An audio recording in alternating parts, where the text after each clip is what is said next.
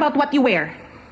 It's about how you carry the clothes na nagiging dahilan kung bakit nababastos ang ilan. Kung si Dalaga A at si Dalaga B parehas naka-red two-piece, sexy talaga, at disente din ni Dalaga A yung sarili niya, compare dito kay Dalaga B na patuwad-tuwad, nagpapaalog ng jogelias na ganon, nagbubuti work ng ganon sa public place, di ba papakaakit na ganyan sa mga taong hindi naman dapat niyang inaakit. There's something wrong. Ba't ko nasabi to? Medyo bothered ako sa paraan kung paano magpa-competition ng news ngayon sa mga basketball league. Dati before sa amin, may sash kami, rampa kami, konting Q&A. Yun, beauty and brains ang basihan. Bakit ngayon parang nagpapa-audition po kayo ng mga pwedeng magtrabaho sa bar, sa club? Parang yung mga kabataan parang nag-audition, sino matatanggap sa club, yung nagtutwerk-twerk sa semento, nagpapaalog ng jogelya.